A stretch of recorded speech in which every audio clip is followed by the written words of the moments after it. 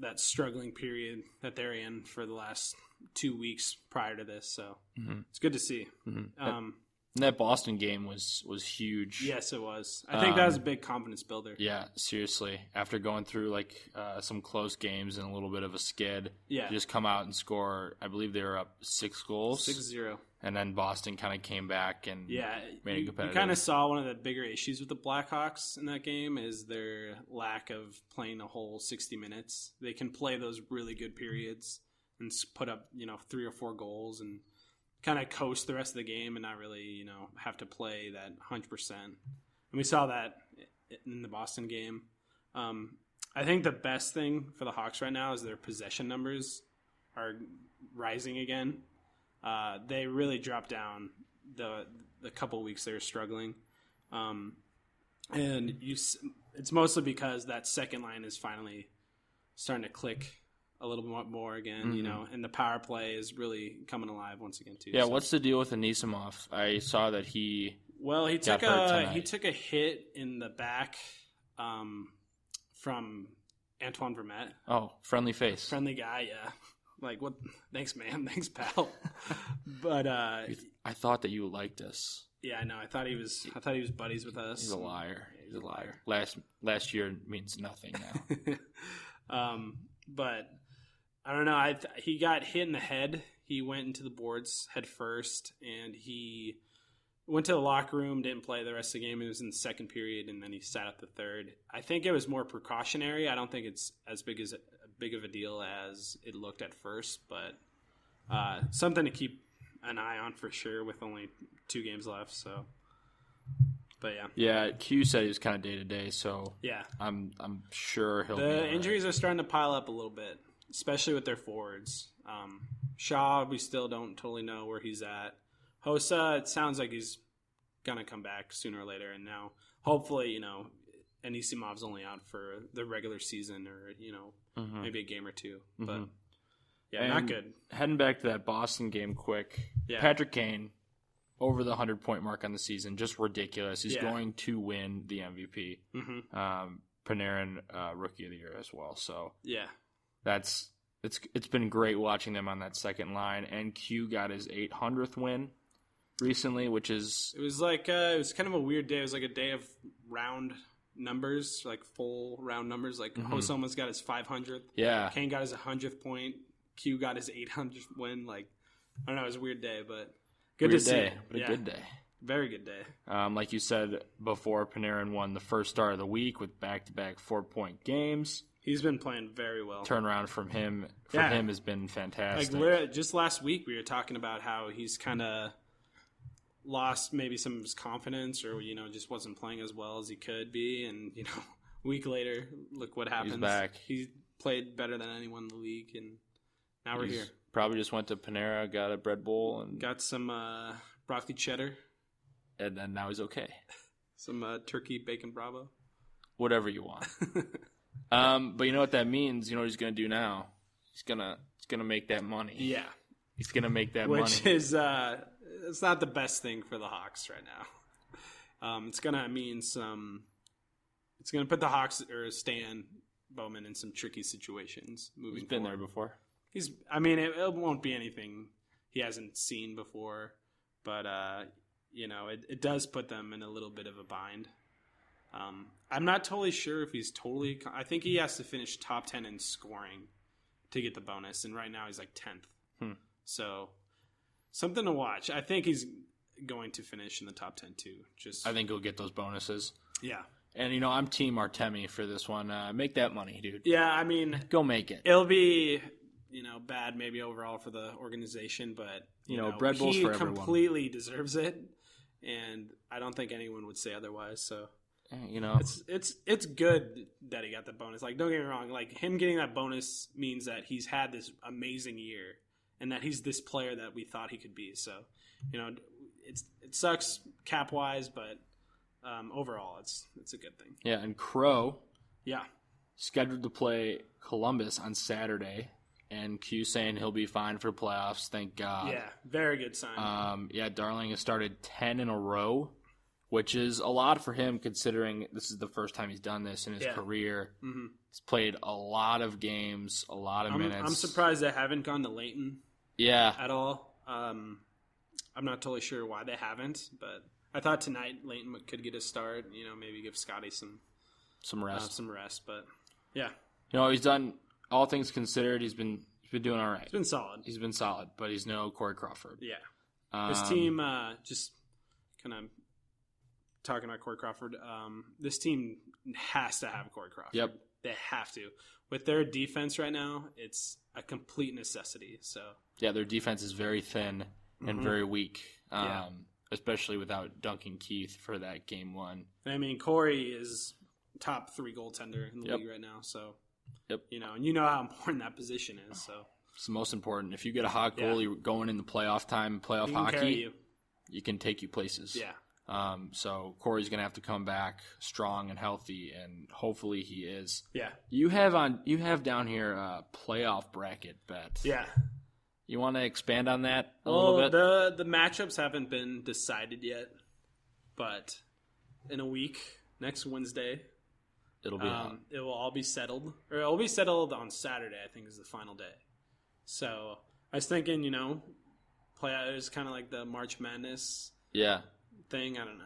See who does better. Has a better accurate bracket. Rabbits, I'm in for that. Bet. Yeah, but you still owe me a pitcher of beer.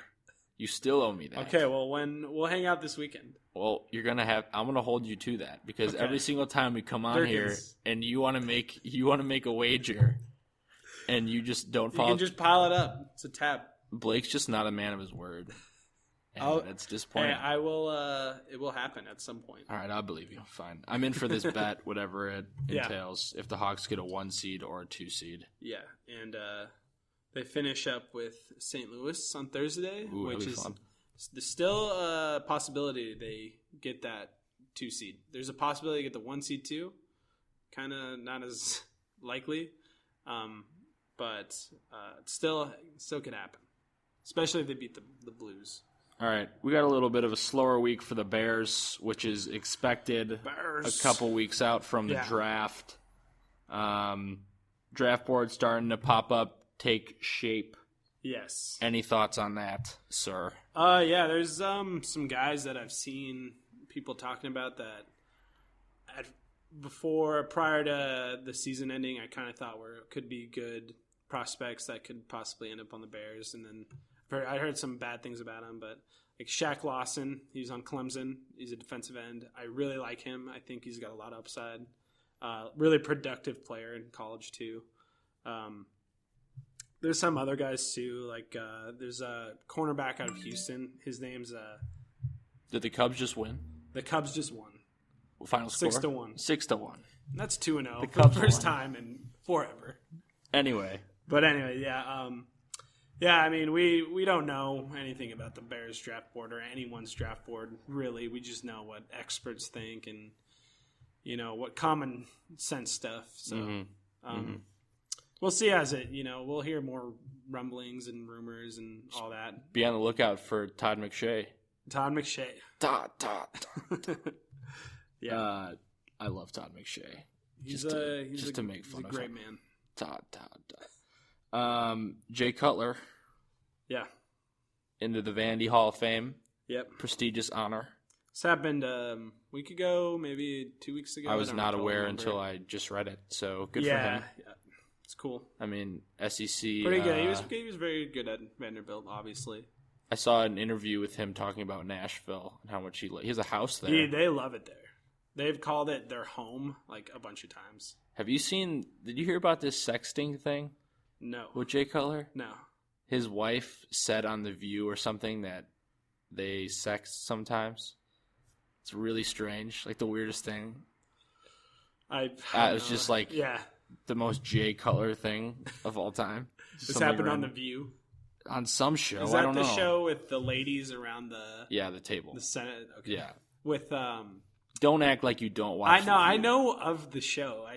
There's one lady on there that I know her Rosie name. O'Donnell is still on Rosie O'Donnell's on it? I think so. Oh, is that the one with the Osborne? Sharon Osbourne? I don't know if she's still on it, but I think she was. Yeah, she is. She definitely is. Okay, well, Blake watches. It's a great show. All about it. Draft is in 3 weeks. We will have upcoming draft coverage for you. Yeah. We'll dive right into it. Blake will be working the draft, pretty sure, with Stats. If you didn't know, Blake works at Stats Inc. Pretty cool. I'll just be there having a beverage, watching. Having some fun. Just having fun while Blake has to work. Yeah. We'll meet up. We'll meet up. Get that picture that I want. It'll be good. All right. Well, let's get into some meatballs here. It's the meatballs of the week. If you don't know what a meatball is, it's a fool. It's a piece of meat with like breadcrumbs, some garlic, and right. Yes. Oh, we're talking about the other meatballs. Like the meatballs that we talk about on this show. Oh, okay. Like the meatballs that deserve to be talked about, the ones that are foolish, the ones that make fools of others and themselves. We have a Meatball Hall of Fame on the website. You have to do someone really dumb to get on there. Yeah. But we have 3 members. So Blake, let's get into that first meatball. Okay. Well, I saw this today. There's a analytics guy. His Twitter handle, I think, is Kane with a C NHL, like _ NHL. He came out with like this weird projection thing. It's based on the last 25 games of the regular season only. And it's like odds for the Stanley Cup playoffs. And at the top was the Penguins, but he listed like probably 10 teams. And the 2 teams he left out, Hawks and the Capitals. Like, this guy is a meatball. I don't totally understand the whole. Maybe he just knew, like, of course they're gonna win. The Flyers were the 3rd best odds. They're the 8th seed in the East right now. So a lot of people were giving him. This guy's a meatball. He deserves it. He's a big meatball. Yeah, should check it out. And this Chicago Tribune McDonald's article. This one was amazing. I haven't heard anything about it. Oh my gosh, you have to read this. So the Tribune, I thought when I first read it, I was like, is this like a joke? Is this supposed to be satire, or is this like from The Onion or something? It's talking about the McDonald's across from Wrigley Field. Oh gosh. And there's a guy who they interviewed who is like apparently very emotionally attached to the McDonald's. I mean, aren't we all like a little bit attached to that McDonald's? I'm more to the Taco Bell.